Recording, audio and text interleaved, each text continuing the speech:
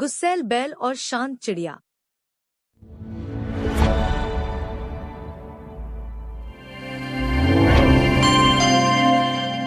सूर्यपुर नाम के एक हरे भरे गांव के किनारे एक विशाल खेत था, जहां दूर दूर तक फैली सुनहरी फसलें हवा के साथ लहराती थी।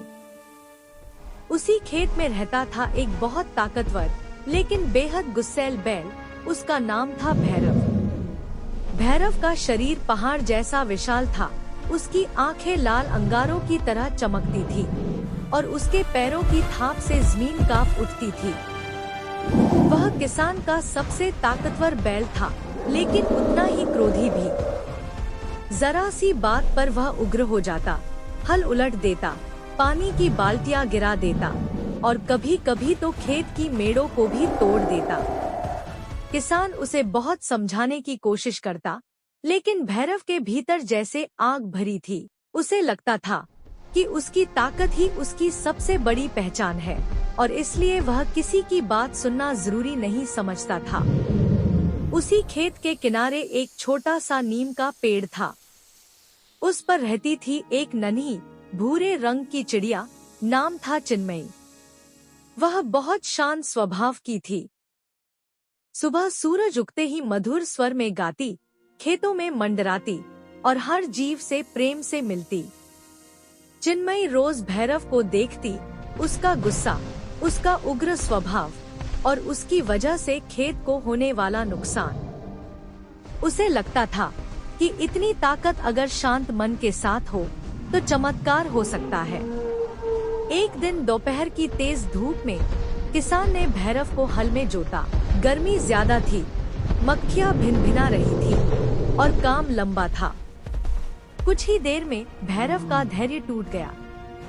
उसने जोर से हुंकार भरी, हल को झटका और पूरा खेत को अस्त व्यस्त कर दिया।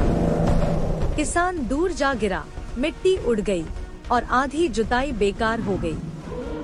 भैरव हांफता हुआ खड़ा था, लेकिन उसके चेहरे पर पछतावा नहीं बल्कि गर्व था, जैसे उसने कोई जीत हासिल की हो। यह सब चिन्मयी पेड़ से देख रही थी। अगली सुबह जब भैरव अकेला चल रहा था, चिन्मयी धीरे धीरे उड़कर उसके पास आई। उसने कुछ कहा नहीं, बस पास की जमीन पर बैठकर दाने चुगने लगी। भैरव ने उसे देखा और अनदेखा कर दिया, लेकिन चिन्मयी रोज आने लगी। कभी पास बैठती, कभी उसके सींग पर बैठ जाती, कभी उसकी पीठ पर। वह न डरती थी, न कुछ कहती थी, बस शांत रहती थी। भैरव को यह अजीब लगता। यह नन्ही सी चिड़िया मुझसे डरती क्यों नहीं? एक दिन तेज आंधी आई, आसमान काला पड़ गया, पेड़ झुकने लगे, खेत की सूखी मिट्टी उड़ने लगी। किसान जानवरों को खोलकर सुरक्षित जगह ले जाने लगा।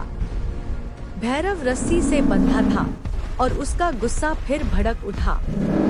वह रस्सी तोड़ने लगा, जमीन खोदने लगा और खुद को और फंसा बैठा। उसी समय चिन्मयी उड़ती हुई आई।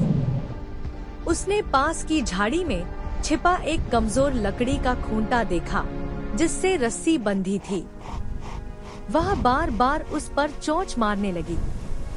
आंधी तेज थी, काम कठिन था, लेकिन वह रुकी नहीं। आखिरकार खूंटा ढीला हुआ और रस्सी खुल गई। भैरव आजाद हो गया। पहली बार उसके भीतर गुस्से की जगह आश्चर्य था। इतनी छोटी चिड़िया और इतना बड़ा काम। आंधी के बाद खेत बिखर चुका था, मेड़े टूटी थी, फसल झुकी थी, पानी भर गया था। इस बार भैरव ने गुस्सा नहीं किया। वह चुपचाप खेत में उतरा और अपने भारी पैरों से टूटी मेड़ों को दबाकर ठीक करने लगा। जहां पानी भरा था, वहां रास्ता बनाने लगा। जहां फसल गिरी थी, वहां खड़ा होकर सहारा देने लगा। चिन्मयी ऊपर से यह सब देख रही थी। दिन बीतते गए।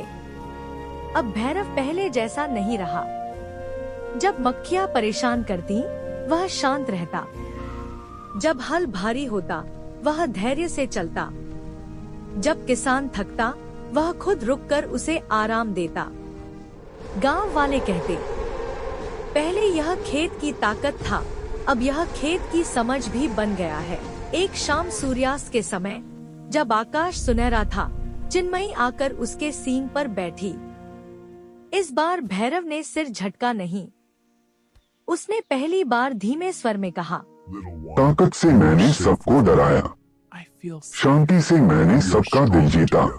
हवा में ठंडक थी, खेत शांत था, और उस दिन से भैरव सिर्फ ताकत का नहीं, संयम का प्रतीक बन गया। शिक्षा ताकत महान बनाती है, पर धैर्य उसे पूजनीय बना देता है। क्रोध शक्ति को विनाश में बदल देता है, जबकि शांति उसी शक्ति को निर्माण में बदल देती है।